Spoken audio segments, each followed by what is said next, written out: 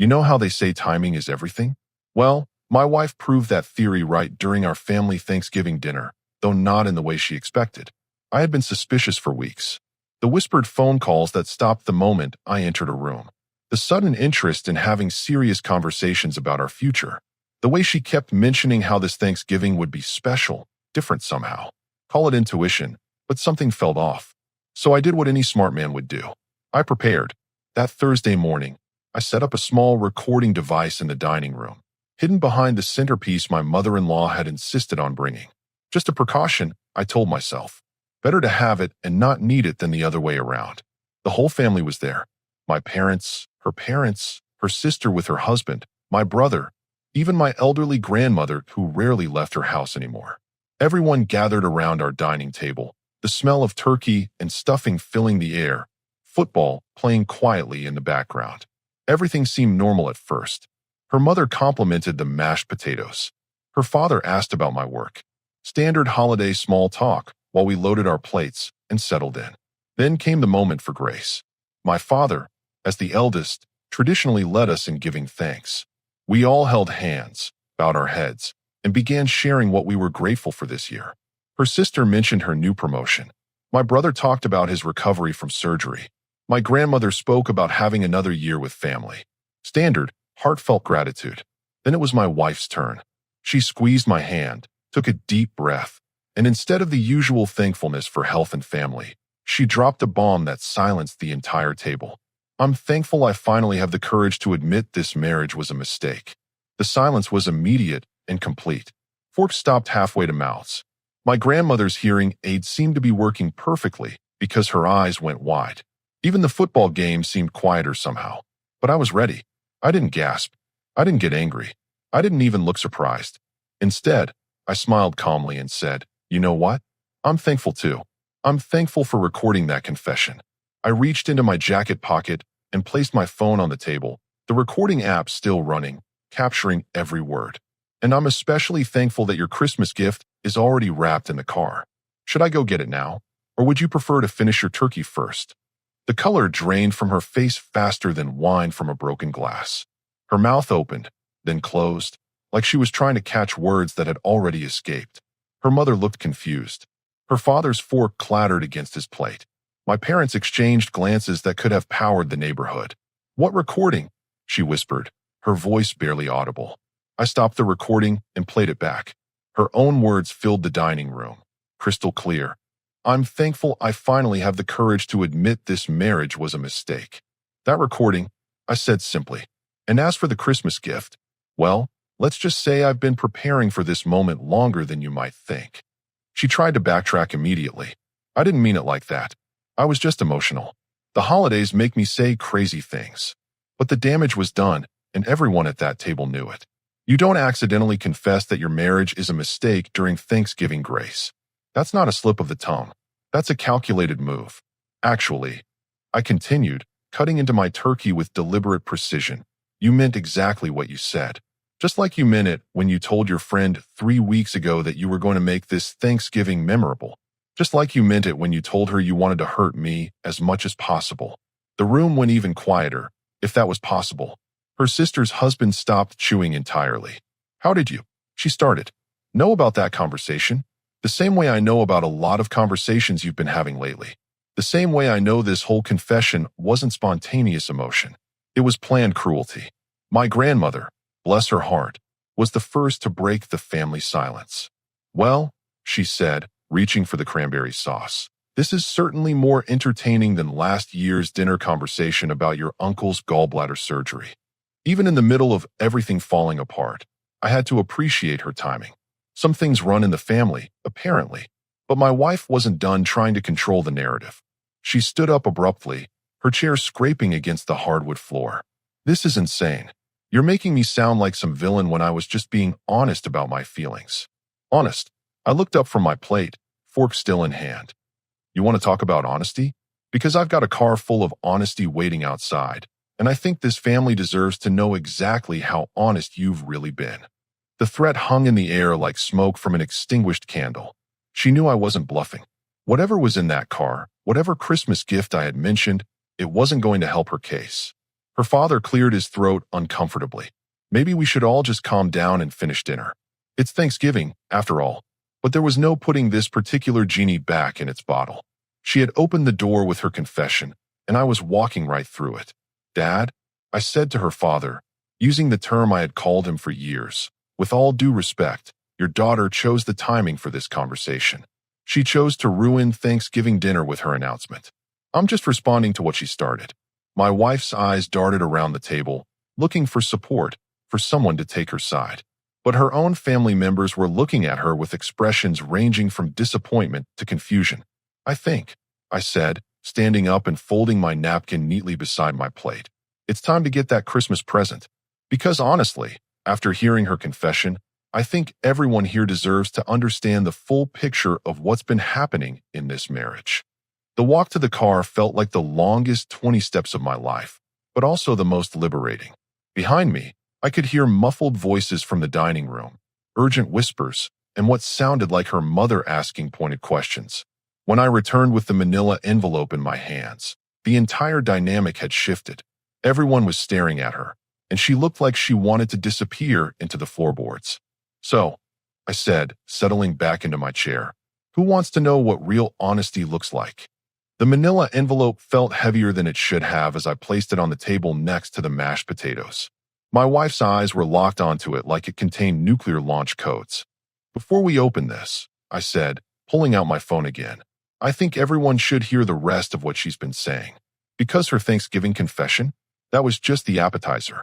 Her face went from pale to green faster than traffic light. You can't just record people without their permission. That's illegal. Actually, I replied, scrolling through my phone. In our state, only one party needs to consent to recording. That would be me. And considering these conversations happened in our shared home, I had every right to protect myself. My father-in-law leaned forward. What conversations? I pressed play on another recording. Her voice filled the room, crystal clear from a phone call she'd made 2 weeks earlier. I can't stand being married to him anymore. He thinks he's so perfect, so in control of everything. I want to destroy that confidence. I want him to feel as miserable as I do. The sound of her friend's voice came through next. So what's your plan? Thanksgiving dinner. In front of his whole family. I'm going to announce that our marriage is over and make it sound like it's his fault. Make him look like the failure for once. The recording stopped. The only sound was the grandfather clock ticking in the corner and someone's stomach rumbling. Her sister was the first to speak. What the hell is wrong with you? That's not. She started, then stopped. How do you deny your own voice saying those exact words? There's more, I said calmly, taking a sip of water. Should I play the one where you discussed how to make me look unstable? Or the one where you talked about trying to turn my family against me? My mother, who had been silent up until now, set down her wine glass with more force than necessary. I've known you for 8 years. I welcomed you into this family. I defended you when people said you were too young to get married. And this is how you treat my son. Mom, please, my wife tried. You don't understand the whole situation. Then explain it, my grandmother said sharply. Despite being 83, she still had the tone that could make grown adults feel like misbehaving children. Explain how planning to humiliate your husband in front of his family makes sense. But instead of explaining, she doubled down. He's controlling. He monitors everything I do. He doesn't trust me. I almost laughed at the irony. I started monitoring you because you gave me reasons not to trust you. And clearly, my instincts were right. Her brother-in-law, who rarely spoke at family gatherings, cleared his throat. Look, I don't know much about marriage counseling or any of that stuff, but planning to hurt someone you supposedly love? That's just cruel. Thank you, I said, genuinely appreciating his input. Because that's exactly what this was about. Not fixing our marriage. Not honest communication. Just causing maximum emotional damage. I picked up the manila envelope. Which brings us to this Christmas present I mentioned. Her hands were actually shaking now. Whatever's in there, you're taking it out of context. Am I? I opened the envelope and pulled out a stack of papers. Divorce papers. Filed and ready to go. Because unlike someone at this table, I don't believe in ambush attacks during family holidays. The gasps around the table were audible. Her mother's hand flew to her chest. You already filed for divorce? Her father asked. I prepared to file. I corrected. Because I knew this day was coming. She's been planning this humiliation for weeks. I've been planning my response for just as long. My wife stood up so quickly her chair almost fell over. This is crazy. You're all acting like I'm some kind of monster. Marriage is hard. People have doubts. Having doubts and planning emotional warfare are two different things, my brother said. He'd been divorced himself 3 years ago, so he knew the territory. When I had doubts about my marriage, I talked to my wife. I didn't plot to destroy her in front of her family. Exactly, I said, spreading the divorce papers on the table like I was dealing cards. See, everyone, here's what real honesty looks like. I could have filed these papers months ago when I first started suspecting something was wrong. I could have served her at work or at the grocery store or any random Tuesday. I looked directly at her. But I gave you the chance to be honest with me first. I waited. I hoped you'd choose to fix things instead of breaking them. Instead, you chose to plan this performance. Her sister was reading over the divorce papers. These are really detailed. When did you start preparing this? The day after I heard that first phone call about wanting to destroy my confidence. I realized I wasn't married to someone who wanted to work through problems. I was married to someone who wanted to create them. My wife finally exploded. Fine. You want honesty? I hate being married to you. You make me feel small and stupid and boring. Every day feels like I'm failing some test I didn't know I was taking. The room went dead silent again. But this time, instead of shock, I saw understanding on people's faces. Finally, the real truth was coming out. There it is, I said quietly. The actual honest confession. Not some calculated attack designed to hurt me, but the real problem. You've been unhappy, and instead of talking to me about it, you decided to make me the enemy. Her mother was crying softly.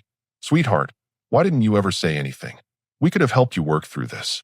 Because she didn't want to work through it, I answered. She wanted to win it. This was never about fixing our marriage. This was about making sure I lost something important to me when it ended. I gestured around the table. My family, my reputation, my confidence. She wanted to take all of that away because she felt bad about herself. My father, who had been watching everything unfold with the patience of someone who'd seen a lot of life, finally spoke up.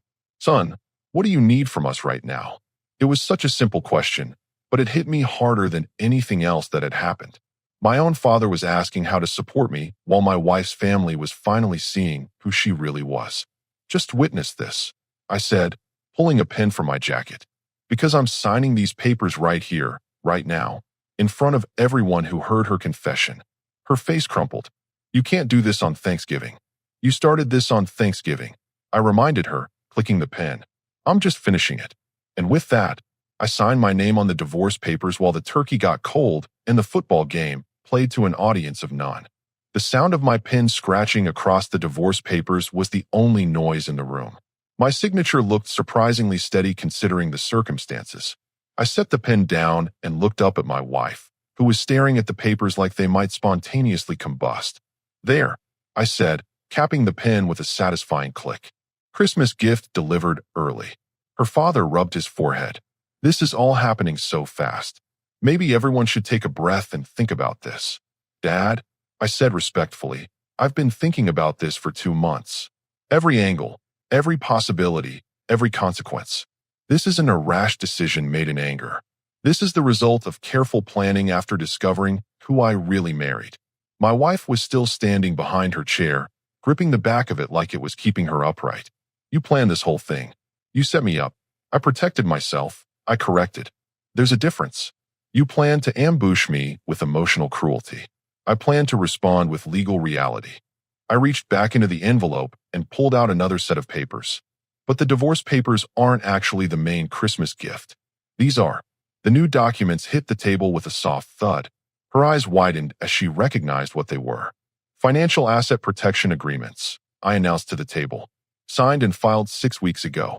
See, while she was planning her Thanksgiving performance, I was meeting with lawyers and accountants. Her voice came out as barely a whisper. You moved our money. I protected my money, I clarified. Money I earned, money I saved, money I invested.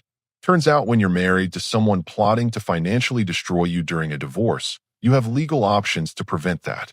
My brother leaned forward, genuinely curious. How does that work? Well, I said, settling back into my chair like I was explaining a football play. When someone repeatedly talks about taking you for everything you're worth, and you have recordings of those conversations, courts tend to be sympathetic to asset protection measures. I pulled out my phone again. Should I play the recording where she discussed hiding expenses to make it look like I was financially irresponsible? Or the one where she researched how to claim she deserved half of everything I built before we even met? Her mother's face had gone from confused to horrified. You were going to lie about finances? She was going to claim that my business success during our marriage entitled her to ownership stakes she never earned, I explained. Fortunately, business and corporation documents don't lie, and neither do bank records showing where every dollar came from. My wife finally sat back down, heavily, like her legs wouldn't support her anymore. You've been planning to leave me for months. Wrong again, I said, taking a bite of stuffing that had somehow stayed warm through all the drama. I've been planning to survive you leaving me. There's a crucial difference. I gestured with my fork toward the recordings. Every single one of those conversations was you talking about ending our marriage. You just wanted to do it in a way that would hurt me the most and benefit you the most. I simply made sure that wouldn't be possible. Her sister was reading through the financial documents. These are really comprehensive. You documented everything. When someone threatens to destroy your life's work out of spite, you document everything. I confirmed. Bank statements, business records, property deeds, investment accounts. All of it protected and accounted for. My grandmother, who had been quietly observing while working through her mashed potatoes, finally chimed in. Good for you, dear. In my day, we called this common sense. Grandma's right, I said with the first genuine smile I'd felt in weeks. This isn't vindictive. This is practical. She wanted to play games with our marriage, our family relationships, and our finances. I just made sure I knew the rules before she started playing. My wife's voice cracked when she spoke. I never said I wanted to destroy your business. I pulled out my phone one more time. Recording from October 15th. Should I play it? No, she said quickly, which told everyone at the table exactly what was on that recording. Here's what I find fascinating, I continued, addressing the room more than her. She spent weeks planning how to hurt me, how to embarrass me, how to take advantage of me financially. But she never once planned how to fix our marriage. Her mother was dabbing at her eyes with her napkin. Honey, is that true? Were you really planning all of this? The silence stretched long enough for the grandfather clock to chime the half hour. When she finally answered, her voice was barely audible. I was angry. Angry enough to plan financial fraud? My father asked pointedly. Angry enough to research community property laws in our state to see how much of his business she could claim. I added helpfully. Angry enough to call 3 different divorce attorneys for consultations. Angry enough to screenshot bank account information and forward it to her email account. Each revelation hit the table like individual bombs. Her family members were exchanging glances that communicated volumes without words. But not angry enough to have a single honest conversation with me about what was bothering her, I concluded. Not angry enough to suggest counseling. Not angry enough to try literally anything other than deception and revenge. Her brother-in-law shook his head. This is beyond marriage problems. This is, he paused, searching for the right word. Fraud, my mother supplied helpfully. The word you're looking for is fraud. Thank you, I said to my mother.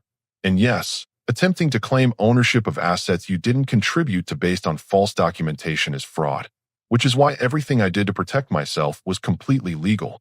I stood up and began collecting the papers, organizing them back into neat stacks. So here's how this works now. The divorce papers are signed and will be filed Monday morning. The asset protection agreements are already in effect, and everyone in this room has heard exactly why this marriage ended. My wife looked around the table desperately. Someone has to think this is wrong. He recorded me without telling me. He moved money without telling me. He planned all of this behind my back. You planned to commit fraud behind his back, her own sister pointed out. You planned to lie to lawyers and judges. You planned to humiliate him in front of his family. What exactly did you expect him to do? Just accept it. I expected him to fight for our marriage, she said, and for the first time, she sounded genuinely emotional instead of manipulative. I did fight for our marriage, I replied, sliding the papers back into the envelope. I fought by trying to protect it from someone who was actively working to destroy it. Unfortunately, that someone was you. The football game was still playing in the background, some team scoring a touchdown to the cheers of a distant crowd.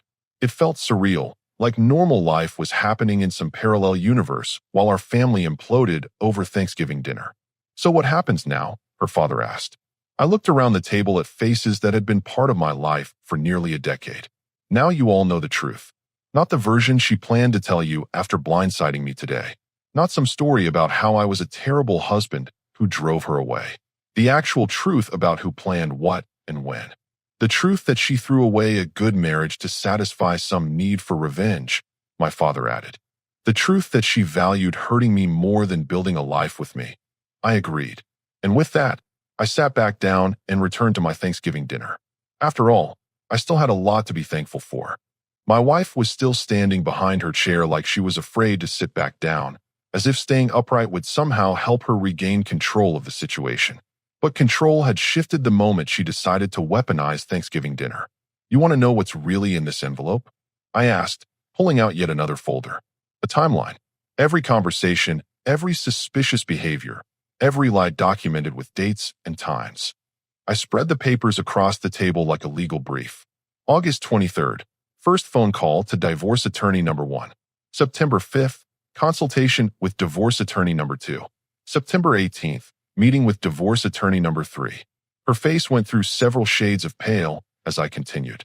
October 2nd, conversation with her college friend about making him pay for wasting her best years. October 9th, research into business valuation methods. October 23rd, screenshot of our joint savings account balance sent to her personal email. My father-in-law was reading over the timeline with the expression of someone reviewing evidence in a criminal case. "You documented all of this." When someone starts behaving like they're planning a campaign against you, you document everything, I replied, especially when that someone has access to your home, your finances, and your personal information. Her sister looked up from the papers. 3 different divorce attorneys? Why would you need 3? Because the first 2 told her she didn't have grounds for the kind of settlement she wanted. I answered before my wife could respond.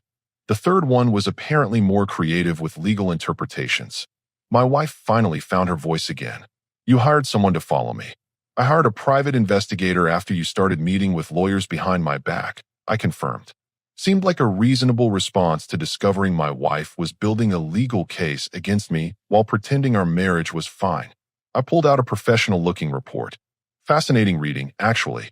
3 months of documented meetings, phone calls, and research activities, all focused on ending our marriage in the most financially advantageous way possible for you. My brother whistled low. "That's not marriage counseling territory. That's war." "Exactly," I agreed. And once I realized I was in a war I didn't know had started, I began fighting to win. My grandmother was still eating steadily through all of this, occasionally nodding approval at particularly strategic moves. In my day, we called this preparing for battle. The investigator also documented some interesting conversations with her friends. I continued, flipping through the report. Apparently, the plan wasn't just to take financial advantage. The plan was to destroy my reputation in the process. Her mother looked horrified. "What do you mean?" "I mean conversations about making me look like an unstable, controlling husband who drove her to desperation. Stories about emotional abuse that never happened. Claims about financial control that were completely fabricated." I looked directly at my wife. "Should I read the transcript where you practiced crying while telling your friend how I supposedly isolated you from your family? The same family that's sitting right here, who knows I encouraged you to spend time with them constantly." "That's enough," she said, but there was no authority in her voice anymore. "No, I don't think it is enough," her own father said firmly. "I think we need to hear exactly what kind of lies you were planning to tell about this family." The betrayal in his voice was unmistakable. This wasn't just about our marriage anymore. She had been planning to damage relationships with people who loved her. I read from the report, quote, "I need to make it look like he turned me against my family, so they'll feel guilty and take my side." Unquote. The silence that followed was different from the earlier shocks. This was the silence of people realizing they had been targeted for manipulation. Her mother's voice was barely a whisper. "You were going to lie about us?" I was going to do whatever I needed to do to get out of this marriage with something to show for it. My wife finally snapped, her mask completely dropping. I wasted 8 years of my life trying to be the perfect wife to someone who never appreciated what he had. Never appreciated? My voice rose for the first time all evening. I worked 60-hour weeks to build a business that could support both of us. I bought the house you picked out. I planned vacations to places you wanted to go. I spent my weekends with your family because it made you happy. I stood up, the chair scraping against the floor. But apparently none of that mattered because what you really wanted was to feel like a victim. And when reality didn't cooperate with that narrative, you decided to create evidence to support it. You don't understand the pressure of being married to someone so successful, she said, which was possibly the most revealing thing she'd said all day. Ah, I said, sitting back down with sudden clarity. There it is. The real issue isn't that I was a bad husband. The issue is that I was a successful one, and that made you feel inadequate. My mother leaned forward. Sweetheart, success in marriage isn't a competition. When one spouse succeeds, both spouses benefit. Easy to say when you're not the one being overshadowed every day. My wife shot back. Overshadowed. I couldn't help but laugh. I bragged about your art to everyone who would listen. I hung your paintings in my office. I tried to get you gallery showings. I offered to fund your studio space. How exactly was I overshadowing you? By being better at everything than I was, she said, and suddenly the whole situation made terrible sense. Her sister shook her head slowly. So instead of working harder or finding your own path, you decided to tear him down. I decided to stop living in his shadow, my wife replied, but even she seemed to realize how weak that sounded. You decided to commit fraud and destroy family relationships, my father corrected. Those aren't the same thing. I pulled out the final document from the envelope. Which brings us to this.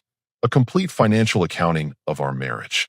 Every dollar earned, every expense paid, every debt incurred. All documented and verified. The spreadsheet was impressively detailed, color-coded, and cross-referenced. Green represents income one generated. Blue represents income you generated. Red represents joint expenses. Yellow represents expenses you incurred without consultation. The color distribution told a story that was hard to argue with. Lots of green, a little blue, reasonable amounts of red, and more yellow than there should have been. $17,000 in credit card debt I never knew about, I announced, hidden across 4 different cards. Apparently part of the exit strategy was to max out credit in my name and disappear the debt into the divorce settlement. Her father was staring at the financial breakdown with the expression of someone who'd just discovered his daughter was a stranger. You ran up secret debt? I was preparing for independence, she said defensively. You were preparing for theft, I corrected. Credit cards in my name, charges for things like legal consultations, new wardrobe, apartment deposits. All hidden from me while you pretended to be my loving wife. My grandmother finished her last bite of turkey and set down her fork with finality. Dear, in my 83 years, I've seen a lot of bad behavior. But planning to steal from someone while plotting to destroy their reputation? That's not marriage problems. That's criminal behavior. The weight of that assessment settled over the table like a heavy blanket. My wife looked around desperately, but there was no one left to take her side. So here's what happens next, I said, gathering all the documents back into organized piles. These papers get filed Monday. The evidence gets submitted to support my position, and everyone in this room knows exactly why this marriage ended and who was responsible for ending it. I looked around the table one final time. I gave her 8 years of my life, my loyalty, and my trust. In return, she gave me months of deception, planned betrayal, and attempted fraud. I think we can all agree who got the better deal in this marriage. And with that settled, I reached for the cranberry sauce. After all, it was still Thanksgiving. My wife stared at the organized documents like they were evidence at her own trial, which, in a way, they were. This is insane, she said, but her voice lacked conviction. You're making me sound like some kind of criminal mastermind. I was just unhappy in my marriage. Unhappy people get counseling, my mother said firmly. Unhappy people have honest conversations. They don't plan elaborate schemes to destroy their spouse's life. Her own mother was reading through the credit card statements with growing horror. $17,000? On what? Legal fees, new clothes, apartment deposits. I answered when my wife remained silent. All charged to accounts in my name, while she was telling me we needed to be more careful with our spending. I needed to prepare for my future, she said weakly. You needed to steal to prepare for your future, I corrected. And you needed to lie to your family to make them complicit in your fraud. Her father set down his wine glass with controlled force. I need to ask you directly. Were you really planning to lie about this family to gain sympathy in court? The pause before she answered told everyone what they needed to know. I was going to explain my perspective, she finally said. Your fabricated perspective, her sister said flatly. There's a difference. I watched the last of her support crumble in real time. Even her own family couldn't defend planning to lie about them in legal proceedings. You know what the saddest part is? I said, leaning back in my chair. If you had just been honest about feeling inadequate or overshadowed, we could have worked on that. Marriage counseling, separate therapy, changing our dynamic. But instead of fixing the problem, you decided to destroy everything around it. It's too late for that now, she said bitterly. It was too late the moment you chose deception over communication. I agreed. The moment you chose revenge over resolution. My brother was shaking his head. I went through a divorce. It was painful and messy and expensive, but at least it was honest. This is just cruel. Cruel and calculated, my grandmother added. And poorly executed, fortunately. I couldn't help but smile at that. Thank you, Grandma. Though I have to give her credit for persistence. 3 lawyers, months of planning, detailed financial schemes. If she had put that much effort into our marriage, we might not be here. My wife's face flushed red. You think this is funny? I think justice is satisfying, I replied. You planned to ambush me today, humiliate me in front of my family, and steal from me in the process. Instead, you exposed yourself to everyone who matters and handed me everything I needed to protect myself. Her mother was crying softly. How did we get here? How did my daughter become someone who would do these things? You didn't raise her to do this, I said gently. She chose this path herself, and now she gets to live with the consequences of that choice. I stood up and began collecting the documents one final time. The papers are signed. The evidence is documented. The truth is revealed. I think we're done here. Wait, my wife said desperately. What about forgiveness? What about second chances? Isn't that what marriage is supposed to be about? I paused, holding the envelope. Marriage is supposed to be about trust, respect, and partnership. You violated all 3 systematically over months of planning. Some bridges, once burned, can't be rebuilt. Her father nodded slowly. Son, you have our support. What she planned to do, that's not the daughter we raised. Thank you, I said, meaning it. That means more than you know. As I headed toward the door, my wife called after me one last time. Where are you going? I turned back with a smile that felt genuine for the first time in months. I'm going to enjoy the rest of my Thanksgiving. Maybe watch some football with my family. You know, the people who actually care about me. Your family is here too, she said, gesturing around the table. I looked at the faces surrounding her. Her parents, her sister, my own family members. All of them watching her with expressions of disappointment and disgust.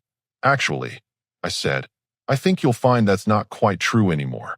And I walked out, leaving her alone with the wreckage of the relationships she had sacrificed for a plan that never had a chance of working. 6 months later, I was sitting in my backyard on a Sunday morning, coffee in hand, watching the sunrise. The house was quiet, peaceful mine.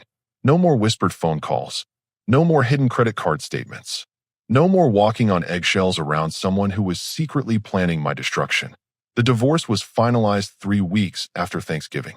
Her lawyers tried to contest the asset protection agreements. But when you have recordings of someone planning fraud, judges tend to be unsympathetic to your claims of unfair treatment. She got what she brought into the marriage, which was essentially nothing. I kept what I built, which was everything that mattered. Her family reached out to me in February. Her mother called first, apologizing profusely and asking if we could still have a relationship. Her father sent a handwritten letter expressing his shame about his daughter's behavior. Even her sister invited me to her birthday party, making it clear I was more welcome than my ex-wife. I accepted their apologies and maintained cordial relationships with them. They were good people who raised someone who made terrible choices. That wasn't their fault. My ex-wife tried to reconcile exactly once, in March. She showed up at my office with flowers and tears, claiming she had learned from her mistakes and wanted another chance. I listened politely for about 30 seconds, then called security to escort her out. Some bridges, once burned, leave nothing but ash. By April, I was dating again. Nothing serious at first, just remembering what it felt like to spend time with someone who didn't view every interaction as a battle to be won or lost. Then I met someone at a business conference in Denver. An architect with her own firm, her own ambitions, her own life that didn't require tearing down mine to feel successful. We talked for hours about our work, our goals, our experiences. No games. No hidden agendas. No recordings necessary. She moved in last month. Not because she needed my financial support, but because we genuinely enjoyed building something together. Yesterday, we hosted our first dinner party. Friends from work, neighbors, even her ex-husband and his new girlfriend showed up. Everyone got along. Everyone contributed to the conversation. Everyone left happy. It was exactly the kind of evening I had tried to create with my ex-wife for years, but never could because she was too busy keeping score to enjoy the game. As I sat there with my coffee, my phone buzzed with a text from my grandmother. Proud of you for choosing happiness over familiarity. Some people spend their whole lives in bad situations because change is scary. You chose better. She was right. The scariest part hadn't been ending my marriage. It had been admitting that someone I loved had been actively working against my best interests for months. But once I faced that truth, everything else became simple. My ex-wife taught me that trust, once broken through systematic deception, can't be repaired with apologies and promises. She taught me that some people view marriage as a game to be won rather than a partnership to be built. Most importantly, she taught me what I actually deserved in a relationship. Someone who celebrates my success instead of resenting it. Someone who communicates problems instead of weaponizing them. Someone who sees our marriage as something to protect, not something to exploit. I found that person. And every day I wake up grateful for that Thanksgiving dinner when my ex-wife finally told the truth about who she really was. Sometimes the worst thing someone can do to you turns out to be the best gift they could give you. Freedom to find something real,